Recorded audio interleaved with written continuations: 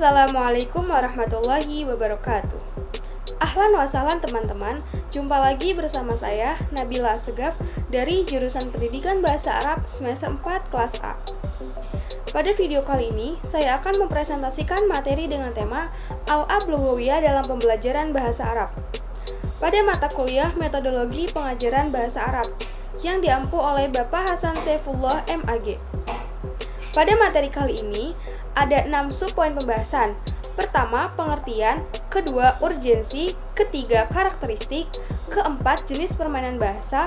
Kelima, bentuk keterlibatan siswa dalam permainan bahasa. Dan keenam, peran guru dalam permainan bahasa. Langsung saja kita simak penjelasan materi berikut ini. Langsung saja kepada pembahasan yang pertama, yaitu pengertian Al-A'b Lughawiyah. Di sini saya mengambil pengertian dari 3 tokoh yang berbeda. Pertama, menurut Hasan Saifullah, dalam Jill Hatfield mengatakan bahwa Al-A'b Lughawiyah atau permainan bahasa yang bisa juga dikenal dalam bahasa Inggris dengan istilah language games adalah suatu aktivitas yang memiliki aturan, tujuan, dan mengandung unsur hiburan yang menyenangkan. Sedangkan menurut Abdul Aziz bin Ibrahim Al-Ashili dalam Toro'ik Tadris Al-Lughah Al-Arabiyah li Al-Natikin bil Lughat Ukhra mengatakan bahwa Al-A'b Lughawiyah adalah permainan dengan memanfaatkan media untuk mempermudah proses belajar mengajar bahasa, baik berupa kegiatan yang menyenangkan dan menghibur, atau hanya sekedar memanfaatkan media belajar, baik yang diselenggarakan dalam kelas maupun di luar kelas. Dan menurut Suparno menjelaskan bahwa pada hakikatnya permainan bahasa adalah suatu aktivitas untuk memperoleh suatu keterampilan berbahasa tertentu dengan cara yang menggembirakan. Dengan demikian, maka dengan adanya penggunaan permainan bahasa, para siswa merasa belajar bahasa Arab sambil bermain. Tentu membawa kenyamanan bagi siswa dan sudah pasti dapat menghilangkan kejenuhan dalam belajar. Oleh karena itu, permainan bahasa memiliki peran penting dalam pengajaran dan pembelajaran bahasa, terutama bahasa Arab. Karena untuk membantu menguasai berbagai kemahiran berbahasa, permainan bahasa juga dapat membantu untuk mempermudah aktivitas pembelajaran bahasa. Karena dalam pembelajaran bahasa itu merupakan suatu tugas yang sukar yang memerlukan latihan terus-menerus untuk mempraktikannya dan menguasai segala aspek kemahiran berbahasa. Selanjutnya yakni urgensi dari Al-A'b Lughawiyah atau permainan bahasa. Jadi, urgensi dari permainan bahasa Arab dalam kegiatan pembelajaran adalah dapat membawa kegiatan pembelajaran ke dalam suasana yang menyenangkan. Sebab, umumnya kalau orang ataupun siswa itu sudah merasa senang dalam belajar, maka untuk kemudian materi selanjutnya bisa dengan mudah dan dapat mereka kuasai. Karena untuk menguasai sesuatu kita perlu senang dulu, begitupun untuk menguasai bahasa Arab. Kita juga harus senang dulu, maka akan dengan mudah kita menguasai pembelajaran bahasa Arab tersebut. Pembahasan yang ketiga yaitu terkait karakteristik dari Al-A'b Lughawiyah atau permainan bahasa. Permainan bahasa yang baik itu bukan hanya sebatas permainan, akan tetapi harus mempengaruhi siswa dan penguasaan bahasa. Selain itu juga dapat membantu siswa dalam mempelajari materi bahasa yang lebih dari sekedar aktivitas bermain itu sendiri. Oleh karena itu, seorang guru harus memiliki pengetahuan tentang ciri-ciri atau karakteristik permainan bahasa yang baik, benar, dan cocok untuk dipraktekkan dalam pengajaran bahasa. Adapun karakteristik dari Al-A'b Lughawiyah atau permainan bahasa yaitu pertama, dapat meningkatkan penguasaan bahasa seperti mendengar, berbicara, membaca, dan menulis. Kedua, dapat meningkatkan penguasaan unsur bahasa, baik itu kosakata ataupun tata bahasa. Ketiga, mempunyai rangsangan dan bahan yang menarik sesuai dengan tingkat penguasaan bahasa siswa. Keempat, memberikan peluang kepada siswa untuk berinteraksi antar siswa lainnya, guru, dan juga materi bahasanya. Kelima, dapat merangsang siswa untuk bertindak secara aktif maupun pasif, serta dapat meningkatkan minat siswa, melibatkan siswa secara aktif baik dalam kelompok maupun dalam kelas. Dan yang terakhir yaitu mempunyai petunjuk dan peraturan yang jelas, serta mudah dipahami dan dapat dijalankan dalam jangka waktu dan tempat yang sesuai. agar pembelajaran bahasa dapat dicapai secara objektif.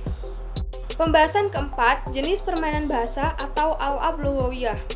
Ada 5 jenis permainan bahasa dan masing-masing memiliki permainan yang berbeda. Pertama, permainan bahasa untuk keterampilan menyimak atau mendengar.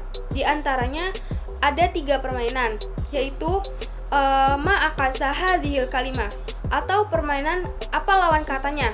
Nah, tujuan dari permainan ini ialah melatih pendengaran siswa untuk fokus pada kata yang disampaikan guru, sehingga secara spontan siswa dapat menyebutkan lawan kata yang didengarnya. Kemudian ada permainan risalah muhammasah atau kata berbisik. Tujuannya ialah melatih ketajaman pendengaran siswa untuk menangkap isi berita dan menyampaikan berita tersebut pada temannya. Dan ada juga permainan ikhtarus suratul munasabah, pilih gambar yang tepat. Tujuannya ialah melatih kecermatan siswa dalam mendengar kalimat yang diucapkan guru untuk dicocokkan dengan gambar yang tersedia. Kemudian kedua, permainan bahasa untuk keterampilan berbicara. Di antaranya ada permainan man ana, siapakah saya? Tujuannya ialah agar siswa terlatih untuk berpikir, menebak, dan menggunakan berbagai kata tanya dalam bahasa Arab.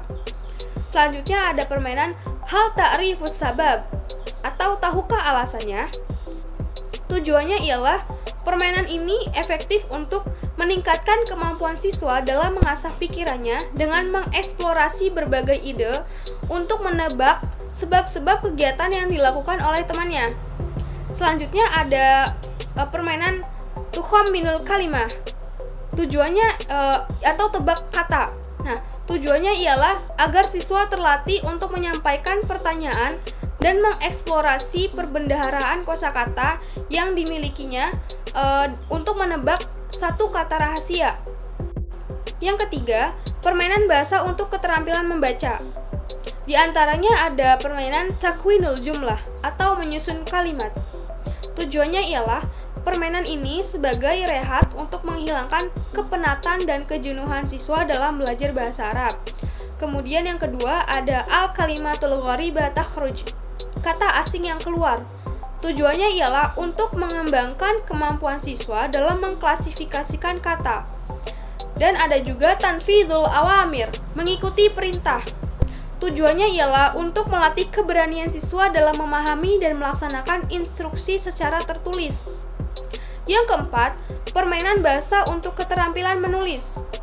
Di antaranya ada takwinul kalimat atau menyusun kata.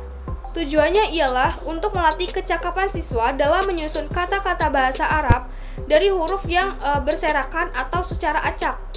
Kemudian ada kitabatul huruf, menulis huruf.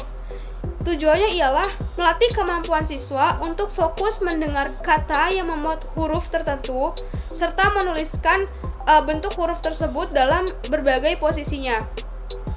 Dan ada juga takmilul jumlah atau melengkapi kata. Tujuannya ialah melatih kecakapan siswa untuk membubuhkan kata yang tepat pada kalimat-kalimat yang disediakan agar menjadi paragraf sederhana yang rasional. Dan jenis permainan yang terakhir yaitu permainan bahasa untuk keterampilan penguasaan kosakata.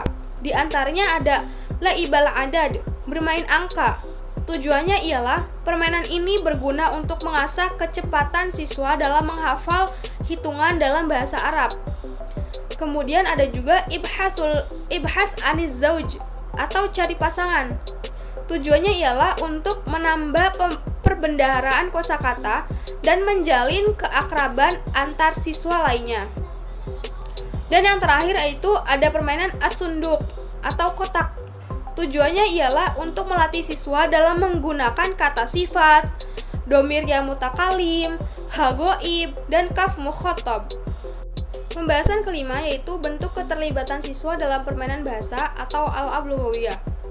Berkenaan dengan keterlibatan siswa, aktivitas al-al'ab lughawiyah bisa dilakukan dalam beberapa bentuk variasi kegiatan. Menurut Shini, ada 6 bentuk kegiatan keterlibatan siswa dalam al-al'ab lughawiyah atau permainan bahasa. Pertama, ansyitah jami'iyah, yaitu kegiatan yang melibatkan seluruh siswa dalam satu kelas. Kedua, ansyitah al-majmu'ah, yaitu siswa dibagi menjadi 2 kelompok. Ketiga, ansyita al-fariq, yaitu siswa dibagi menjadi beberapa kelompok kecil. Keempat, ansyita sunaiyah, yaitu kegiatan permainan bahasa yang dilakukan oleh siswa secara 2 orang. Kelima, ansyita fardiyah, yaitu dilakukan oleh siswa secara individual. Dan yang terakhir yaitu ansyita at-tijwal. Nah, kegiatan yang membiarkan siswa untuk meninggalkan tempat duduknya, bergerak secara bebas, mencari teman, data, pasangan, atau yang lainnya yang dibutuhkan dalam permainan bahasa. Semua jenis kegiatan ini bisa dipilih secara bergantian dengan memperhatikan karakter materi yang akan diajarkan. Untuk melatih maharah al-kalam, maka bentuk kegiatan yang bisa dipilih adalah ansyita sunaiyah atau ansyita at-tijwal. Karena sasaran dalam materi ini adalah latihan komunikasi aktif secara lisan antara satu siswa dengan siswa lainnya. Kemudian untuk melatih maharah al-kitabah, tentunya lebih tepat jika memilih ansyita fardiyah. Sedangkan untuk melatih maharah al-qiraah, bisa memilih ansyita jami'iyah atau ansyita al-majmu'ah. Dengan demikian juga, untuk mengajarkan maharah istima' atau mendengar dan unsur-unsur bahasa, bisa memilih salah satu bentuk kegiatan ini sesuai dengan karakter materi masing-masing. Selanjutnya, materi yang terakhir yaitu peran guru dalam permainan bahasa atau al-ablugawiyah. Dengan adanya al-ablugawiyah, bukan berarti guru bisa bebas tugas dan membiarkan murid-murid mengerjakan tugasnya tanpa bimbingan. Perlu ditekankan bahwa berbagai media dan teknologi belajar, termasuk al-ablugawiyah, tidak bisa menggeser peran dan eksistensi guru di dalam kelas. Keberadaan guru tetap diperlukan, bahkan ia mempunyai peran khusus dan urgen dalam memperlancar jalannya permainan. Di antara peran guru dan tugas guru dalam permainan bahasa ialah pertama, membuat persiapan yang matang. Dalam tahap ini, guru harus mempersiapkan dan menentukan jenis permainan yang akan dipilih untuk kemahiran bahasa yang akan dicapai, termasuk bobot materinya. Guru harus yakin bahwa siswa mengerti peran yang akan dimainkannya, atau paling tidak siswa mengetahui apa yang harus dilakukan. Kedua, sebagai motivator dan komentator. Pemberian motivasi pada siswa dalam pelaksanaan permainan bahasa, memberikan apresiasi maknawi meskipun hanya sekedar kalimat pujian terhadap keberhasilan siswa. Ketiga, sebagai evaluator. Dalam memberikan evaluasi atau pembetulan terhadap kesalahan-kesalahan siswa, sebaiknya guru menyampaikan secara tegas dan lugas, tetapi tidak mematahkan semangat siswa. Oleh karena itu, guru harus bijak dan cermat serta penuh kasih sayang dalam membenarkan suatu kesalahan sambil menunjukkan letak kebenarannya. Keempat, perekam semua kegiatan al-ablugawiyah. Untuk mempermudah serta memperlancar proses evaluasi dan klarifikasi di akhir pembelajaran, atau paling tidak di akhir permainan, hendaknya seorang guru merekam dan mencatat hal-hal penting yang terjadi selama proses al-ablugawiyah berlangsung. Dan yang kelima yaitu sebagai pembimbing. Dalam hal ini, guru sebaiknya menghindari dominasi keterlibatannya dalam games, kecuali jika memang perlu sekali. Biarkan komunikasi berjalan antara siswa dengan siswa lainnya. Oleh karena itu, sebelum permainan dimulai, guru harus menjelaskan aturan, arahan, dan sasaran dalam setiap games atau permainan dengan sejelas-jelasnya sampai merasa yakin bahwa siswa benar-benar memahami tugas dan perannya masing-masing. Cukup sekian penjelasan materi dari saya. Mohon maaf apabila terdapat kesalahan dalam pengucapan kata ataupun kalimat. Syukron ala husni ihtimamikum. Ila liqa. Wassalamualaikum warahmatullahi wabarakatuh.